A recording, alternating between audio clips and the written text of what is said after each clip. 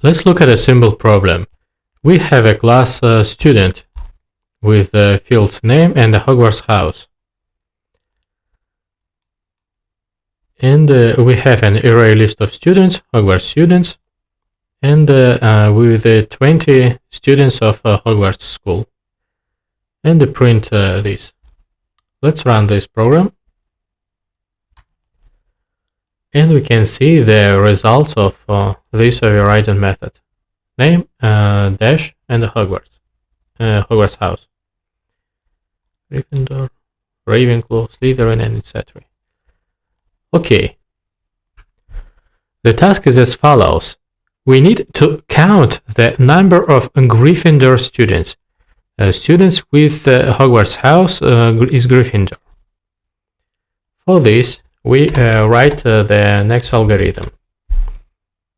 For all students from this array, we will check its Hogwarts house. If student dot get Hogwarts house is equal Gryffindor, then we need to create some count variable with a 0 value, and this count we will increment. We'll increment this count. This line is the same like this. We just double plus increment, and after this array, after this for loop, we just write the next message.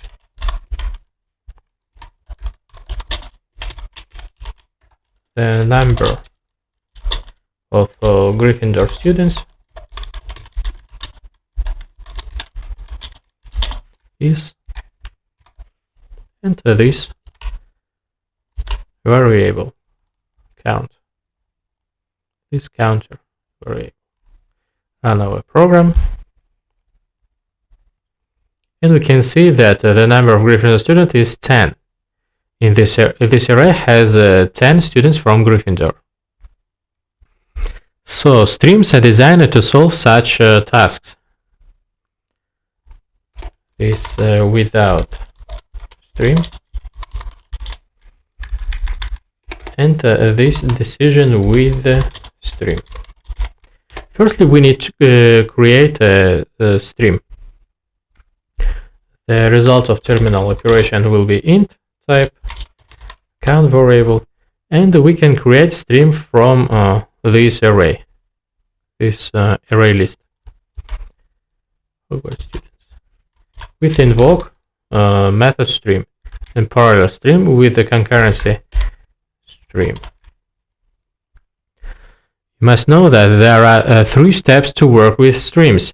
First step is creation stream. This. Then we need to execute some intermediate operations, and then we must invoke terminal operations. After creation stream, we do some intermediate operations. For example, filter.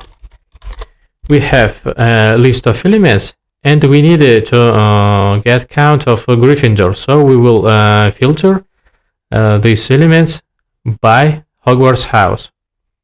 Filter, and here we need to specify some predicate. For this is usually used lambda expression. Some student, then lambda, and student don't get Hogwarts house. Predicate is some boolean value. Is a Gryffindor, like this.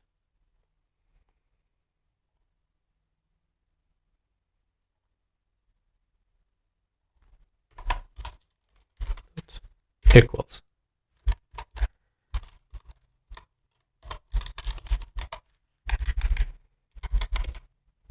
It's better to use equals method to compare string types. And after these intermediate operations, we just we need to just invoke some collect, reduce, some terminal operation, look like count. We see that the method count return some other type, long type, and we needed to explicitly cast int type or change this type to long. Okay, and we can print this variable and run our program again. The number of Griffin students is 10. We can get the same result, but a different way with using stream. This one step creation stream. This is some intermediate operations, and this terminal operation. This is terminal operation. Yes, and instead of this terminal operation, we can use some other terminal operation for each, for example, which takes some consumer, some action with each element. If we needed to print line, we can use student array and system out print line each student. So instead of lambda expression, we can write method reference with this system out refer print line for each element. So here we will write without count like this, and these two, run our program, and we can see that the program will print all Gryffindor students: Harry Potter, Hermione Granger, Ron Weasley, Levin Longbottom, and etc. as students from Gryffindor. Okay, and now the task is for you. Print all Ravenclaw students.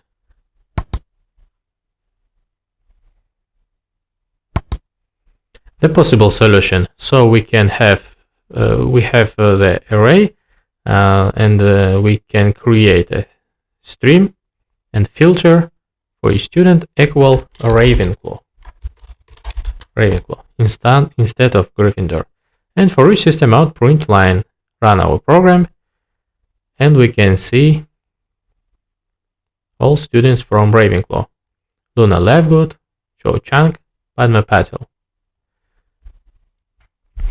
Okay, and this invoking of stream method, this was one of the possible ways to create a stream. Let's look at other ways. Firstly, we can use a string method from erase. Erase class from java.util. This is util class, and here it must have a stream method.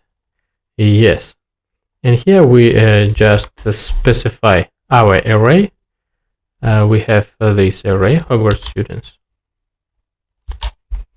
and that's all. We created a stream, and we can write. And right here some method.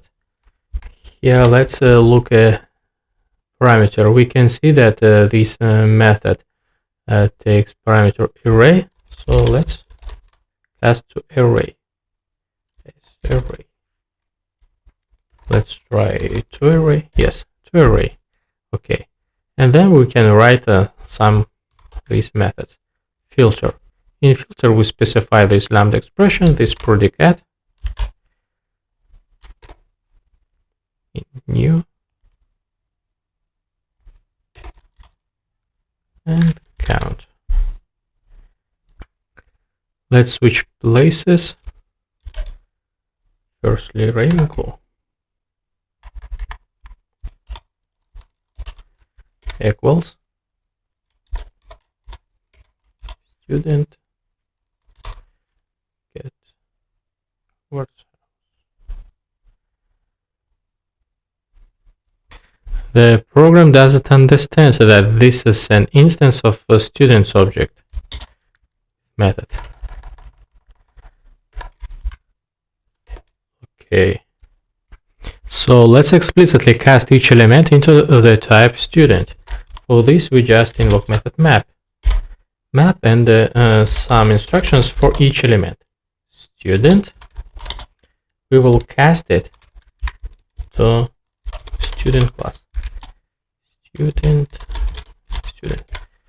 This logic applies for each element. Okay, and here it must understand. Yes, get Hogwarts house. And we can calculate count, or we can write for each. For each. Just print it. Print line. Run our program. Okay, we can get the same result. We got the same result.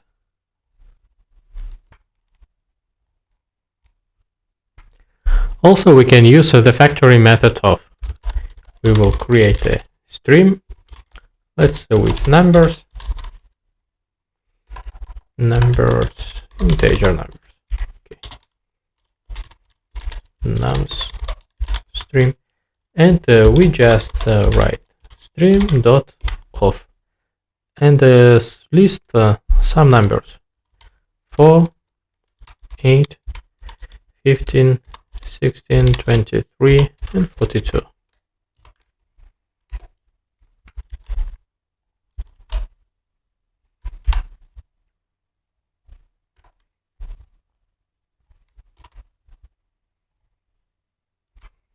And let's print each element. Just invoke for each and specify system out method reference print line. Also, we can use lambda expressions for this. Run our program. Okay. And if we have some kind of formula for creating elements of stream, stream elements, then we can call the methods iterate or generate. For example, we just write Stream.iterate and just use the first element, for example, 1, and some element at 1, and print for each.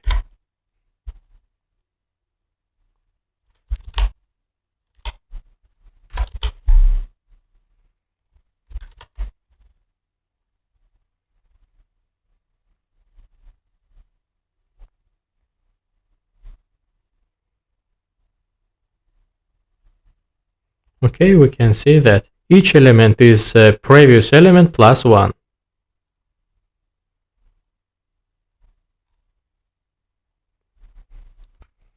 Also, we can use the method generate instead of iterate. Generate, here we can write from math library method random. Print line.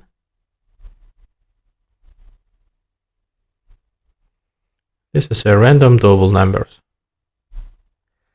Good job. See you in the next lesson.